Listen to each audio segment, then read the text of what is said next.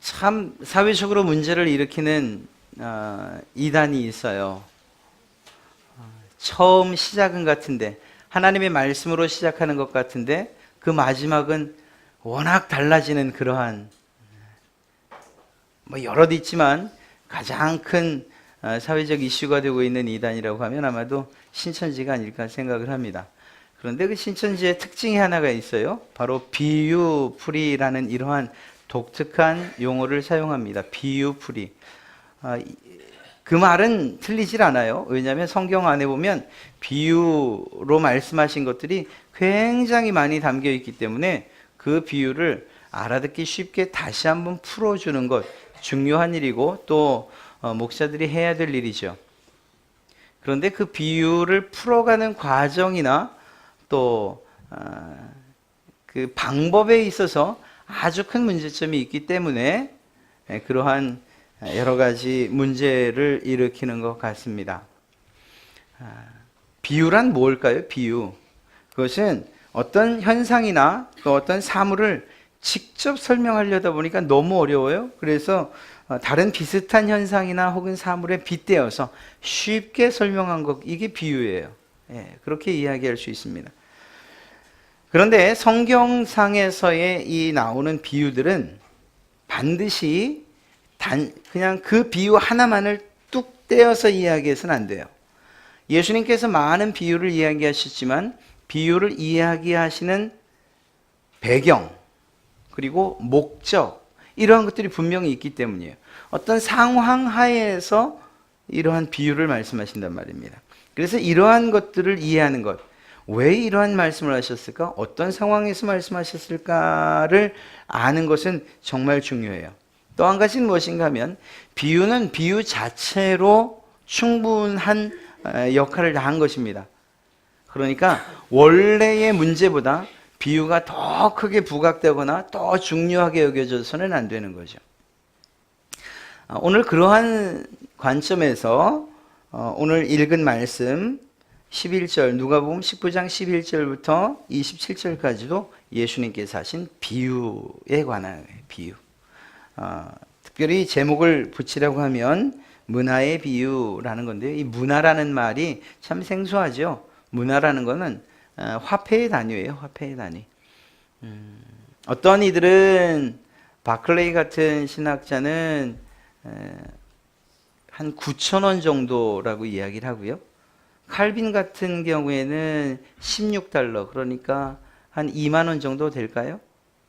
또 NIV라고 하는 성경에서는 또 다르게 해석을 해서 임금 3달치 정도, 그래서 대략 지금 10만 원 정도로 환산하면 한 900만 원 정도, 1000만 원 정도 되는 그러한 금액이라고 이야기를 합니다. 어찌되었거나 이 문화라는 말이 좀 생소하긴 하지만 우리나라의 원 혹은 달러 이런 가치, 이 화폐의 단위를 이야기하는 것입니다. 이 한 문화의 비유, 열 문화의 비유라고 이야기하는 이 비유, 과연 어떤 의미로 예수님이 이야기하신 것일까? 좀 헷갈리는 게 있어요. 성경을 읽다 보면 비슷비슷한 비유들이 있을 때예요. 오늘 이 문화의 비유, 누가복음에 나오는 이 문화의 비유는 여러분 어떤 비유랑 비슷하게 생각이 되시죠? 마태복음에 나오는 달란트 비유와 비슷하게 여겨져요. 이 달란트도 역시 화폐의 단위인데요. 이 달란트는 금 32.5kg을 이야기하니까 굉장히 큰 가치가 있는 거죠. 그것에 비하면 문화는 별로 가치 없어 보여요. 비싸게 쳐도 1,000만 원, 작게 치면 16만 원, 2만 원에 해당하는 그러한 돈. 야, 2만 원씩 나눠주면서 야, 장사해라, 남겨라. 예수님이 비유를 너무 잘못 드신 것 아닌가 싶을 정도예요. 그러나 우리가 이 비유를 잘 이해하면 야, 그럴만하구나, 그런 의미에서 말씀하신 것이구나 우리가 알 수 있게 될 것입니다. 과연 이 비유를 말씀하실 때에, 이 열 문화의 비유를 말씀하실 때에 상황이 어땠는가? 그것은 19절, 우리가 읽은 11절 말씀을 보면 어느 정도 이해할 수 있습니다. 그들이 이 말씀을 듣고 있을 때 비유를 말씀하셨다 그랬죠? 이 말씀을 듣던 때가 언젠가 하면 바로 그 앞에 19장 1절부터 10절까지 말하는 겁니다. 여기에는 삭개오의 이야기가 있어요. 키가 좀 작았던 세리장 삭개오. 그런데 그가 예수님을 만나고 정말 구원의 놀라운 은혜를 경험하죠. 기쁨 가운데. 그리고 예수님과 함께 식사하는 일이 일어납니다. 그리고 예수님께서 그때 무엇이라고 말씀하시는가 하면 내가 온 이유는 너희에게 구원을 주기 위함이다. 너희를 구원하기 위해서 내가 왔다 라고 말씀하신 거예요. 그리고 그때에 이 비유를 말씀하신 거죠. 그러니까 예수님이 삭개오를 구원한 그 구원과 이 문화의 비유는 뗄래야 뗄 수가 없는 거예요. 예수님께서 누가가 기록할 때에 그때에 라고 말했기 때문입니다. 그리고 명백하게 이 누가는 예수님께서 이 비유를 하신 목적과 이유를 밝히고 있어요. 두 가지를 이야기하고 있는데 그것이 무엇인가 하면 첫째는 이는 이라고 표현되어 있는 그 이유는 11절에 비유를 말씀하셨는데 그 이유는 자기가 예루살렘에 가까이 오셨고 자기가 누굴까요? 예수님이죠. 예수님께서 예루살렘에 가까이 오셨기 때문이고 또 두 번째는 그들은 예수님의 제자들 이야기예요. 예수님의 제자들은 하나님의 나라가 당장에 나타날 줄로 생각했기 때문이다. 두 가지를 말씀하죠. 첫째는 예수님이 예루살렘에 가까이 왔기 때문이고 두 번째는 예수님과 동행하던 예수님의 제자들이 이제 하나님의 나라가 이루어지는구나 생각했기 때문에 이 비유를 말씀하셨다라고 얘기하고 있어요. 그러면 그 관점에서 이제 이 문화의 비유를 보면 예수님이 왜 이 이야기를 했는지 알 수 있다 하는 거죠. 예수님의 제자들이 하고 있었던 생각이 뭘까요? 드디어 예수님께서 로마를 무찌르고 우리나라를 해방시키고 드디어 왕이 되시는구나 이런 꿈을 가지고서 지금 예루살렘에 들어간단 말입니다. 자, 예수님께서 예루살렘에 가신 일들이 여러 번 있어요. 그런데 오늘 특별히 이 예루살렘에 올라가시는 목적이 있죠. 고난받으시고 죽기 위해서.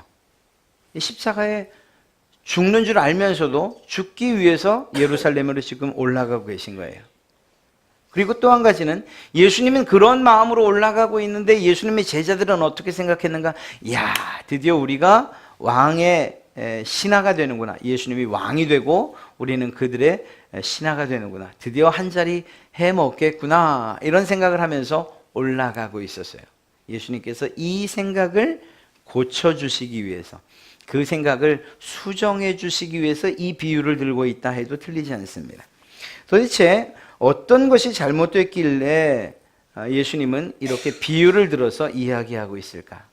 예수님이 지금 예루살렘에 올라가는 이유가 왕이 되시기 위해서입니까? 아니면 우리의 죄를 위해서 대신 짊어지고 십자가에 죽기 위해서입니까? 죽기 위해서거든요.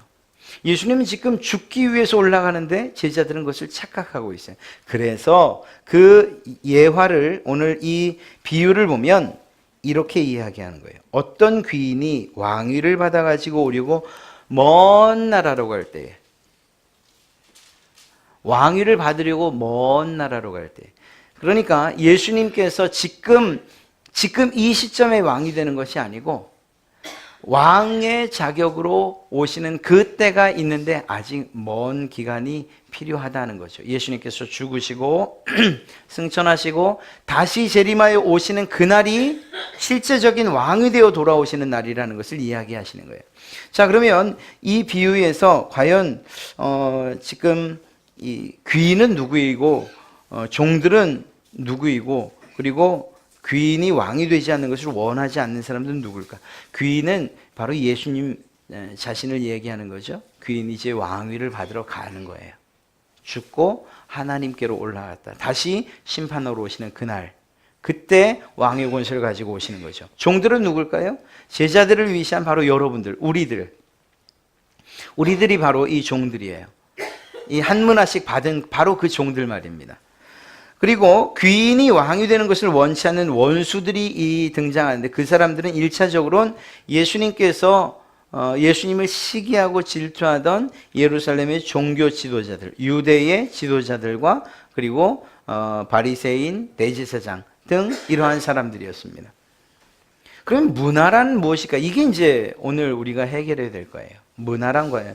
오늘 이 문화, 이 작은 돈, 작게 치면 9,000원에서 2만 원, 많게 쳐야 1,000만 원 되는 이 돈을 장사라고 나눠주셨다고 하는데 이게 도대체 뭘 말하는가? 우리가 이 종들이라는 건 알겠어요. 돈을 받은 사람, 한 문화씩 받은 사람들이라는 건 알겠어요. 그러면 이게 도대체 뭔지를 알아야 10배로 남기기도 하고 5배로 남기기도 할 것 아닙니까? 사실 앞서 말씀드린 마태복음에 나오는 달란트 비유는 아주 명확해요. 거기에서 달란트는 재주, 재능, 기술 이런 것들을 말해요. 그러니까 예를 들면 우리 성경 또 믿는 우리들 입장에서는 은사라고도 말하죠. 은사. 그래서 기도의 은사, 뭐 방언 혹은 사랑의 은사, 기타 등등. 아니면 뭐 우리가 가지고 있는 재주도 마찬가지에 포함돼요. 예를 들면 컴퓨터를 잘 다룬다든가 아니면 하여튼 다른 사람들하고 이야기하는 기술을 탁월하게 가졌다든가 각자 여러분들에게 나눠진 그러한 하나님께서 주신 선물들 말이에요. 이건 다 달라요. 어떤 사람에겐 5달란트에 해당하는 그러한 재주를 주셨을 수도 있고 어떤 사람한테는 2달란트에 해당하는 재주를 주셨을 수도 있어요. 그런데 이 문화의 비유에서 문화는 그것과 약간 달라요. 첫째는 뭐가 다를까? 2개를 비교해 보면 10명에게 줬어요. 10명에게. 그런데 10문화를 줬어요. 이 말은 뭘까요? 한 사람에게 똑같이 나눠준 거예요. 한 문화씩. 만약에 그 종들이 100명이었다 혹은 모든 믿는 여러분들이었다 하더라도 우리가 어떤 사람이 특별하게 많이 받은 게 아니에요. 이 비유에서는 다 한 문화씩 받았어요. 다 한 문화씩. 하나님이 주신 선물들 달란트 많이 받고 적게 받고 정말 기가 막힌 달란트를 받은 사람이 있는가 하면 평범한 달란트 받은 사람 이렇게 차등해서 지급됐지만 이 문화의 비유에서는 똑같이 지급이 되죠. 똑같이.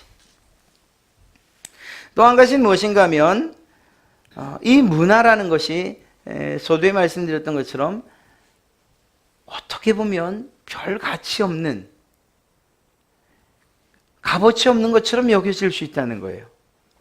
여러분 세상에 2만 원 주고 아니 9천 원 주고 야 장사해 라고 하면 혹시 여러분 뭘 장사하실까요? 물론 장사에 귀재가 있으셔서 9천 원 갖고도 9억을 만드실 분도 계실 수 있어요. 그러나 사실 장사 미천으로 요즘 같은 때에 1,000만 원 갖고도 쉽지 않잖아요. 더군다나 이걸 2만 원이라 9천 원이라 해석하면 더더욱 힘든 거예요. 야, 예수님이 말도 안 되는 그러한 비유를 드셨구나. 어떻게 9천 원 갖고 어떻게 2만 원 갖고 어떻게 1,000만 원 갖고 장사를 하라고 하시지? 그런데 보면 여기서 10배를 남긴 사람이 있어요. 야, 이 사람이야말로 진짜 하나님이 장사에 은사를 주셨구나 이렇게 생각하시겠습니까? 한번 생각해 봅시다. 우리 모두에게 하나씩 준 동등하게 똑같이 준 하나님께서 주신 이러한 한 문화 장사의 미천들이 다 있다라는 것입니다. 아니 이게 뭘까 하는 거예요. 이건 말이에요. 받는 사람에게뿐만 아니라 심지어는 옆에 사람들이 볼 때도 야 그걸 갖고 도대체 넌 뭘 하려고 하니? 그 주인이 참 이상하기도 하구나. 아니 왕이 될 사람이 이제 앞으로 왕이 된다고 하는 사람이 고작 심보가 이 배포가 그 정도밖에 안 돼서야 겨우 그만큼 주고서 장사라고 하다니 그 주인에게서 아예 나와라. 아니면 이렇게 비아냥될 만한 그러한 작은 가치였다는 것입니다. 사실 달란트 비유 제가 이 왔다 갔다 해서 조금 어려울 수도 있지만 이 마태복음에 나오는 달란트 비유는 아주 내용이 명확해요. 하나님께서 주신 그러한 선물들, 은사들 그리고 달란트를 이용해서 정말 열심히 일하라는 거예요. 충성하라는 거예요. 그리고 그것들을 잘 사용해서 남기라는 이런 명확한 주제가 있어요. 물론 이 문화의 비유에서도 잘한 사람들, 남긴 사람들에 대한 하나님의 칭찬, 예수 그리스도, 이 주인이 칭찬하는 일들이 있지요. 그러나 그럼에도 불구하고 이 내용은 다른 것을 알 수 있어요. 이것은 분명한 목적이 있어요. 칭찬하시고 또 열심히 일하게 하시고자 하는 그러한. 그러나 이 문화에 비유해서 이 문화는 그러한 무엇인가 예수님께서 혹은 이 주인께서 일한 것에 대한 그 노력의 일하고 투자한 만큼에 대한 이익을 거두기 원하는 것은 아니라는 거예요. 제가 말을 좀 어렵게 하네요. 한 문화를 주고서 이것을 가서 10문화 혹은 15 혹은 5, 셋 이상, 그러니까 한 문화보다 더 많이 남기기를 반드시 원한다는 것은 아니에요. 오히려 이것을 주고 그것을 어떻게 사용하는가 하는 것에 대해서 이 주인은 더 많은 관심을 가지고 있다라는 것입니다. 그런 면에서 볼 때에 이 문화는 믿는 사람이라고 하면 누구나가 받는 것이에요. 그리고 이 비유에 앞서 있었던 이 여리고 바로 삭개오의 구원과 관련해 본다면, 그렇게 본다면 바로 이 문화에 해당하는 것은 아마도 복음에 관한 내용이 아닐까 하는 생각을 해봅니다. 바로 이 구원에 관한 것. 예수님께서 우리에게 주신 그 구원, 당장에 우리의 삶에 유익으로 나타나는 것 없고 내가 구원받았습니다, 내가 구원받을 만한 복음을 알았습니다 라고 하는 것이 우리의 삶을 획기적으로 바꿔서 아팠던 사람이 벌떡 일어난다거나 혹은 없었던 사람들이 많은 것들을 소유하게 된다거나 실패했던 사람이 성공하게 되는 일 없을 수도 있다는 거예요. 그런 면에서 볼 때 그것은 별로 가치 없어 보이고, 또 심지어는 제3자가 볼 때에는 야, 그게 도대체 믿을만 하냐? 가치가 있냐? 정말로 그게 너를 구원할 것이라고 믿어지냐? 아니 네가 죽은 다음에 천국 간다는 그러한 보장이 있는 거냐? 확실히 있는 거냐? 이렇게 의심스러워할 만한 것들이라는 거예요. 한 문화라는 것이. 그럼에도 불구하고 이 주인이 왕위를 가지고 다시 오는 그날에 확인하겠다고 하는 것은 무엇이냐? 바로 그 한 문화를 확인하겠다고 하는 거죠.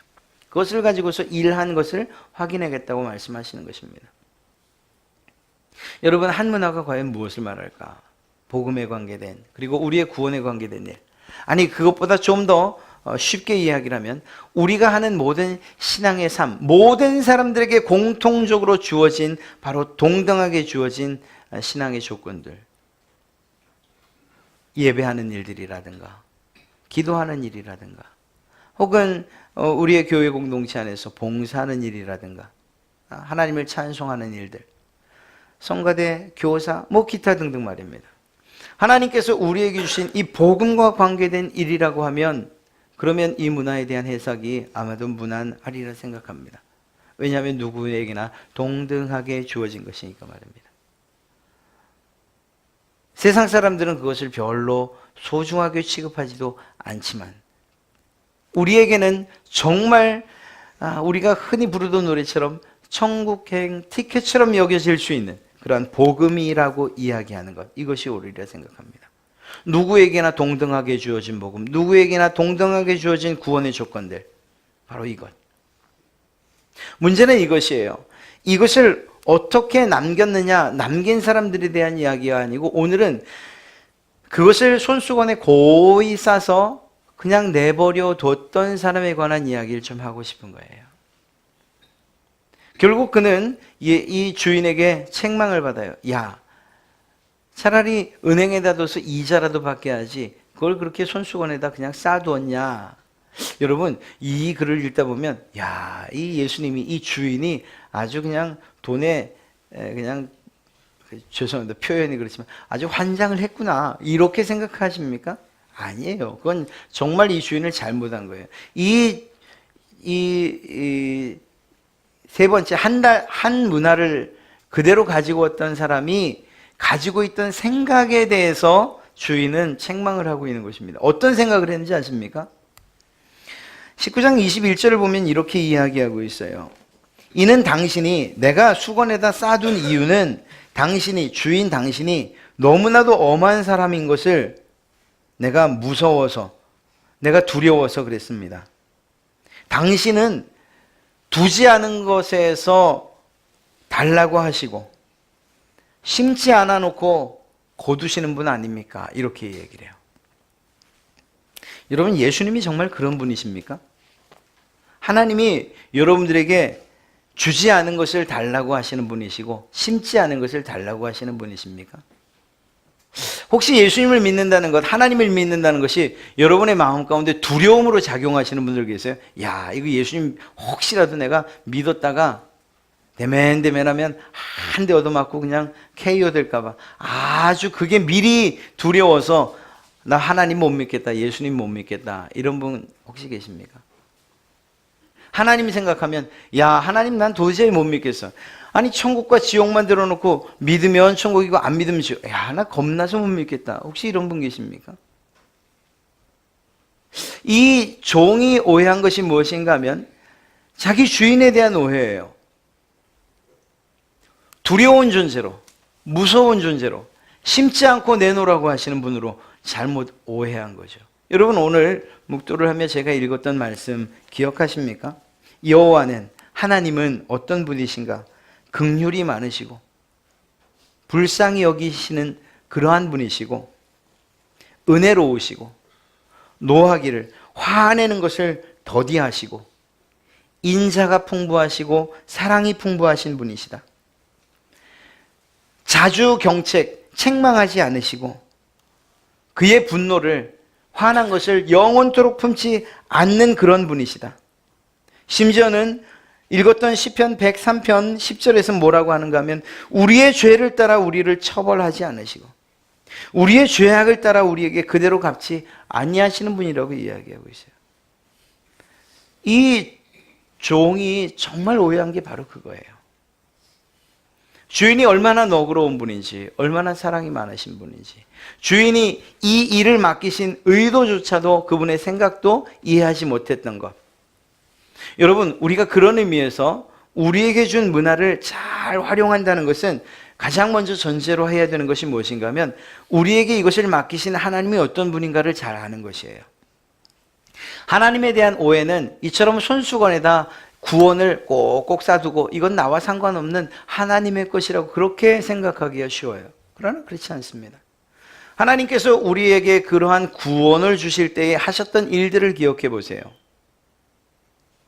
우리에게 그 구원을 우리의 손에 쥐어주기 위해서 자기의 가장 사랑하는 아들 예수 그리스도, 죄 없는 그분을 십자가에 못 박는 것을 주저하지 않으셨던 그분이 하나님이시거든요. 그 하나님의 사랑이 우리를 그렇게 사랑하시는데 만약 우리가 하나님은 무서운 분이야, 화내기를 좋아하시고 전쟁의 하나님이시고 가차 없으신 하나님이야 라고만 생각한다면 이것은 하나님에 대한 오해이고, 또한 그러한 오해를 가지고서 어떻게 하나님의 일을 해갈 수 있겠어요? 어떻게 바른 예배를 드릴 수 있고 어떻게 그 하나님을 찬송할 수 있겠습니까? 그러니 받은 문화를, 그 구원의 감격을 고이고이 손수건에 쌓아둘 수밖에 없는 거예요. 사랑하는 성도 여러분, 하나님에 대한 오해, 하나님에 대한 제대로 알지 못함 내려놓으시고 하나님이 어떤 분인가를 깊이 알아가기를 애쓰시고 또 정말 그 알아가기를 소원하시는 그러한 여러분 되시기를 간절히 바랍니다. 그러한 하나님에 대해서 알면, 정말 하나님이 어떤 분인가, 나를 어떻게 사랑하시는 분인가 알면 그분이 그렇게 두려운 분만 아니에요. 오히려 우리의 모든 힘들고 어려운 상황 가운데에서 우리를 품어주시고 안아주시고 우리의 문제를 친히 해결해 주시는 그러한 분이시라는 사실을 우리는 깨닫게 될 것입니다. 예수님께서 그렇게 말씀하시죠. 내가 세상의 길이고 진리고 생명이다. 예수님께서, 하나님이신 예수님께서 그렇게 우리에게 인도자가 되어주시고 우리의 모든 문제를 해결해 주신다고 친히 약속해 주셨고 또 실제로 우리의 죄의 문제까지도 해결해 주지 않으셨습니까? 여러분, 하나님에 대한 막연한 두려움, 다른 사람들이 이야기하는 그러한 이야기, 또 선입관, 이러한 편견 때문에 하나님에 대한 오해하고 계시다면 이제 내려놓으세요. 그 하나님이 여러분을 얼마나 사랑하시는지 그 사랑을 받아들일 수 있도록 우리의 마음을 열어야 할 줄로 믿습니다. 주인에 대한 무지뿐만 아니라 사실은 맡겨준 일에 대한 게으름도 그 종에겐 있었어요. 한 문화, 별로 아무것도 아닌 것 같고 정말 큰 자본 아닌 것 같고 이것 가지고 도대체 뭘 할 수 있겠는가라는 그러한 생각이 들기도 했겠죠. 그러나 그의 결국은 그 한 문화를 그저 손수건에 쌓아둔 것, 그리고 그 일에 대해서 장사하라고 한 그 주인의 명령에 대해서 게으름으로 반응한 거예요.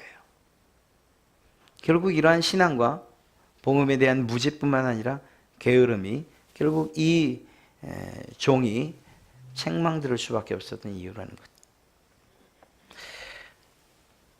또 한 가지는 아마도 이 종이 손수건에 쌓아뒀던 이유는 게으름 혹은 주인에 대한 무지뿐만 아니라 혹시라도 정말 왕이 돼서 돌아올까라는 생각이 있지 않았겠는가 생각합니다. 갔잖아요. 먼 곳으로 갔잖아요.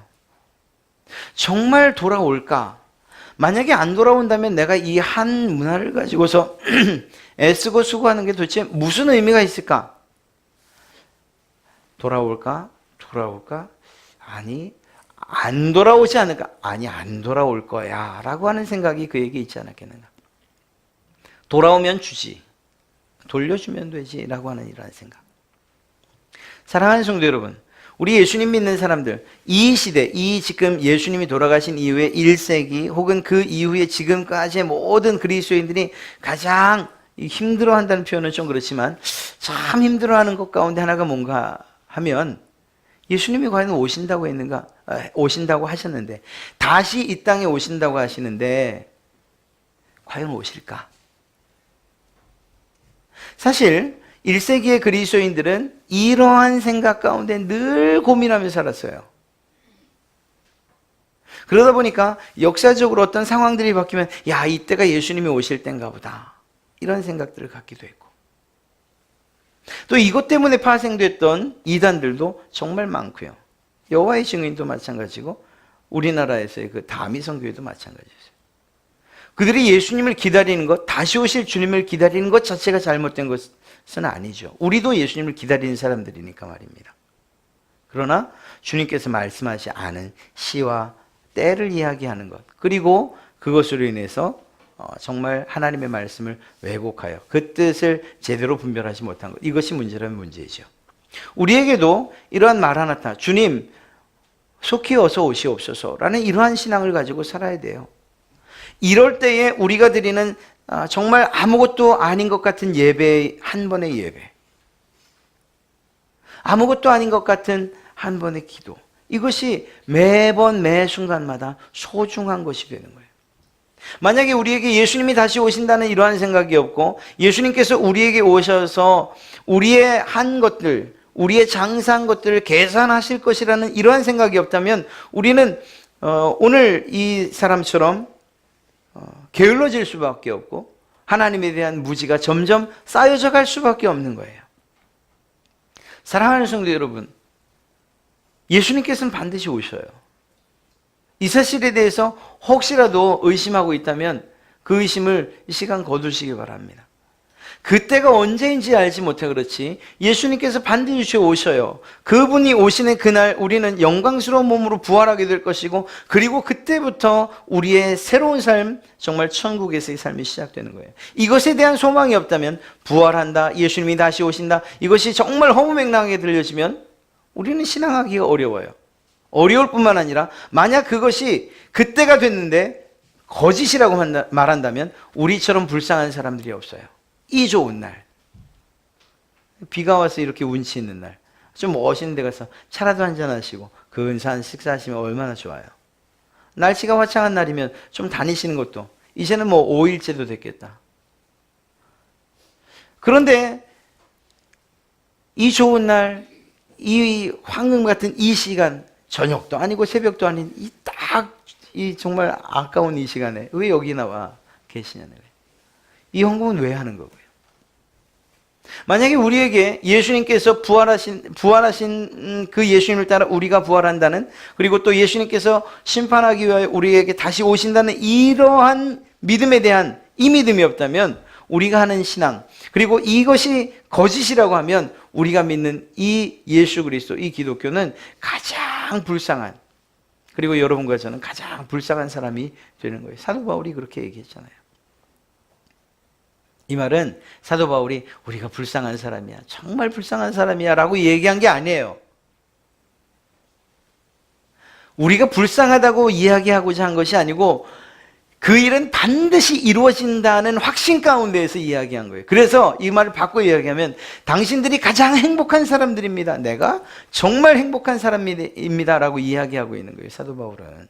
왜? 예수님께서 반드시 다시 오실 것을 확신하니까 말입니다. 이 종이 예수님께서 반드시, 이 주인이 반드시 왕이 되어 돌아온다는 사실을 알았다면 손수건에 그것을 쌓아뒀겠냐고요, 그것을. 그럴 리가 없죠. 우리의 이러한 신앙과 이러한 복음의 내용에 대해서 세상 사람들이 뭐라고 해요? 야, 정말 무식하다, 정말 바보스럽다, 불쌍하다, 말도 안 되는, 사람이 부활한다는 게 있을 수나 있는 얘기냐, 이렇게 우리를 조롱하잖아요. 가치 없는 문화처럼 여겨지잖아요. 심지어는 우리가 볼 때도 야, 이거 정말 믿어야 되는가 말아야 되는가라는 이러한 생각이 들기도 하잖아요. 그러나 예수님께서 다시 오는 것이 정말 확실한 사실이고 분명히 우리의 삶 가운데 이루어질 일이라고 한다면 여러분이 가장 행복한 사람들인 거예요. 그것이 사실이라고 믿는다면 우리는 열심히 그 복음의 일을 해야 되는 거죠. 여러분, 특별한 것 한 가지만 더 말씀드리고 마치죠. 여긴 10명이 받았어요. 한 문화씩 나눠줬는데 10문화를 남겼고 5문화를 남겼죠. 이 세 사람뿐이겠냐고요. 나머지 7은요. 그 7사람들도 마찬가지일 거예요. 그 사람들이 3을 남겼는지 2를 남겼는지 혹은 6을 남겼는지 7을 남겼는지는 모르겠어요. 그러나 그 사람들에게도 똑같이 적용되는 거예요. 문제는 이 한 사람이 문제였던 거예요. 하나님을 자기의 주인을 오해하고 게을렀고 그리고 오지 않을 것이라고 생각했던 이 사람. 우리에게 교훈이 되는 것은 우리에게 문화를 맡겨주신, 이러한 복음을 맡겨주신 그 하나님께서 어떤 분이신지, 그리고 그분의 맡기신 일들에 최선을 다해야 되며, 그리고 예수 그리스도께서 반드시 오실 것이라는 그런 믿음을 가지고 살아야 한다는 것, 이것이 오늘 문화의 비유를 통해서 우리에게 주시는 말씀인 줄로 믿습니다. 사랑하는 성도 여러분, 가치 없는 것처럼 여겨지고 작다고 그렇게 생각하지 마십시오. 이 복음처럼 귀한 것이 없습니다. 질그릇의 보배라고도 표현한 것이 바로 이러한 복음 아니겠습니까? 우리가 우리에게 맡겨주신 일들을 우리의 살아가는 날 동안에 최선을 다하고, 그래서 최선을 다해 예배하고 그 복음이 손상되지 않도록, 그리고 그것들을 전하는 일에 열심히 다하는 것, 이것이야말로 장사하는 것 아니겠습니까?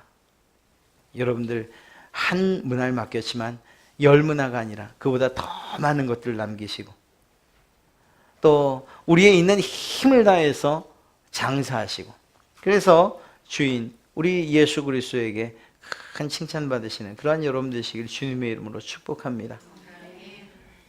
이 한 문화 그저 고이 손수건에 쌓아뒀던 이러한 사람이 아니고 하나님께서 기뻐하시는 그러한 종으로서, 하나님께서 인정하시고 또한 칭찬하시는 그러한 종으로서 기억되시기를, 또한 남으시기를 주님의 이름으로 축복합니다.